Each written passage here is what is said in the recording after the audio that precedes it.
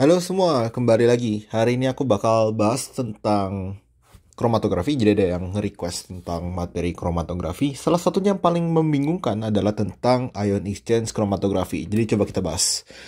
Oke, kita start dulu dari ion exchange kromatografi. Ion exchange kromatografi itu ada dua. Jadi kita ada yang namanya cation exchange atau anion exchange.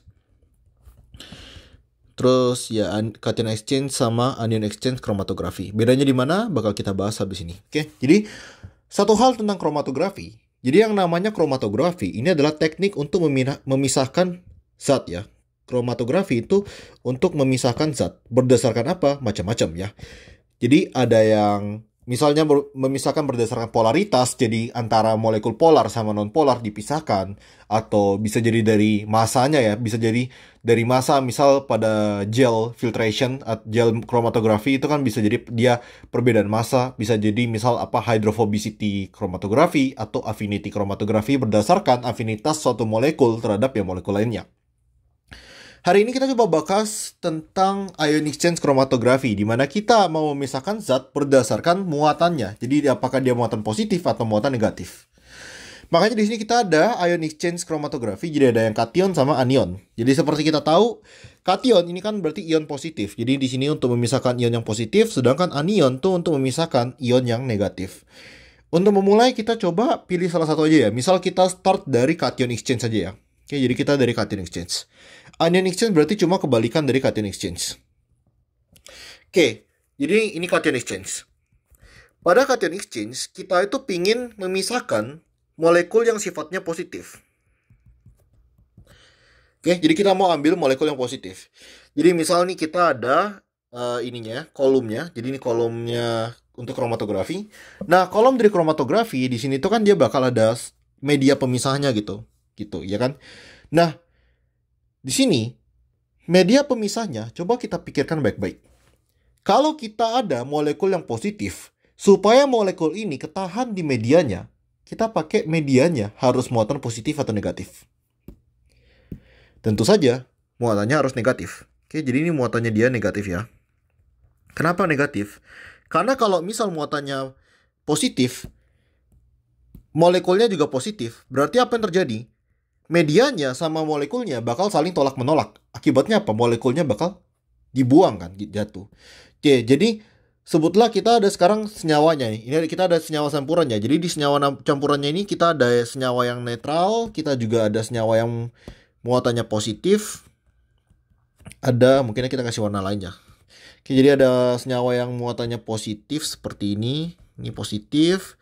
Sama ada senyawa juga yang muatannya negatif nih. Kita ceritanya nih senyawanya awalnya kayak campuran ya, campuran semuanya. Terus kita mau pisahin nih, kita mau pisahin molekul yang positif. Oke, kalau gitu, misal aku ada campuran ini. Kira-kira menurut kalian, molekul apa yang kemudian tertahan di media kromatografinya? Tentu saja molekul yang ketahan adalah molekul yang muatan positif. Gimana negatif? Kalau kita ada muatan negatif, suatu molekul negatif, begitu dia lewat, dia kan kena sama yang negatif ini ya. Maka dia nggak suka. Kalau muatannya sama, maka dia nggak suka, dia akan jatuh keluar. Ya kan? Sama, yang negatif juga demikian ya. Dia nggak suka sama yang negatif, dia bakal turun keluar. Yang netral gimana? Netral sih ya netral-netral aja sih. Tapi kalau lama-kelamaan dia akan jatuh juga ya. Dia akan, karena gravitasi, dia akan jatuh ke bawah. Ini juga bakal jatuh ke bawah, ya kan? Terus ini, muatan positif gimana? Muatan positif dia akan tertahan ya. Dia akan tertahan.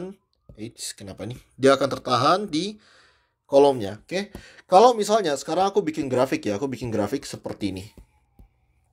Jadi ini ada grafik. Oke. Jadi ini waktu. Ini adalah sebutlah konsentrasi ya. Jadi konsentrasi dari zatnya ya. Kalau kita ukur gitu. Jadi awalnya ketika kita masukin, kita bakal ngamatin seperti ini. Jadi ini kan pertama masuk dulu ya, medianya pertama kali masuk. Terus lama-kelamaan kita amatin dia bakal ada peningkatan seperti ini. Jadi kayak mungkin dia nggak bakal rapi ya, jadi seperti ini. Kalian bisa prediksi nggak? Kita dapat apa di sini? Jadi kita dapat apa di sini? Ternyata di bagian sini, oke, jadi bagian awal sini, kita ngedapatin molekul yang kita nggak mau ya.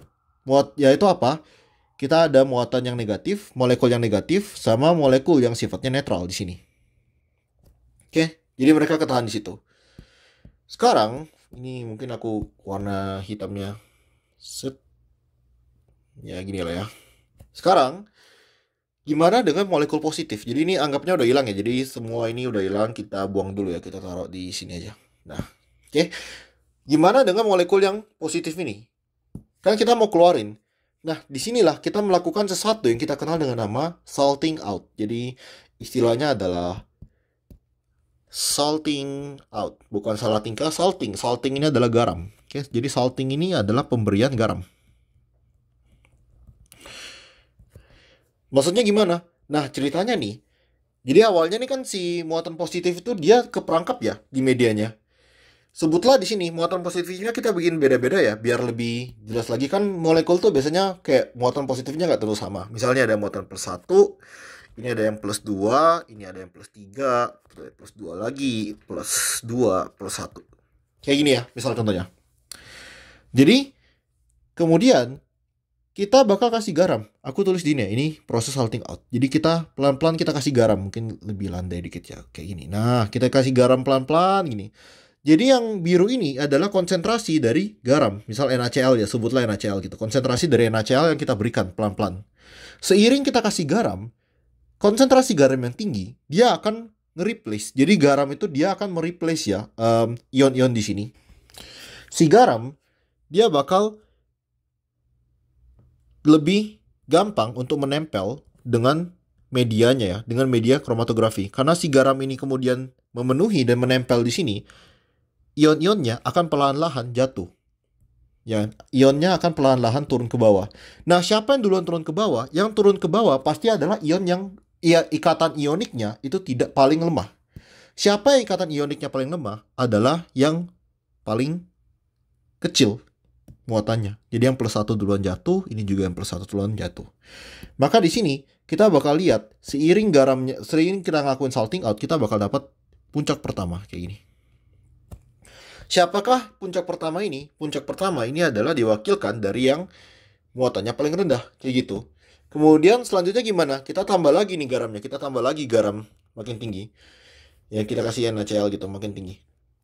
Maka kita akan dapat muatan yang kedua, yaitu muatannya plus 2. Sama ya, ini juga muatan plus 2, kita keluarin lagi nih.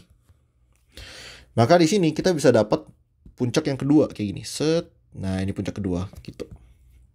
Maka di sini ya kita masukin yang plus 2. Oke. Kemudian terakhir, yang plus 3 ini agak bandel. Jadi kan karena dia muatannya gede, dia akan jatuhnya paling lambat. Jadi yang plus 3 bakal jatuh yang paling terakhir. Maka di sini kita bisa lihat ya bahwa ketika kita ngelakuin cation exchange kromatografi, kita akan ngedapatin ion positif dari yang positifnya paling rendah, jadi yang plus 1, terus plus 2, plus 3, ya kan? Kayak gitu. Lalu, gimana dengan anion exchange kromatografi? Sekarang kita udah paham kan? Cation exchange kromatografi, kita bisa bikin serupa. Misal aku bikin seperti ini. Grafik lagi ya.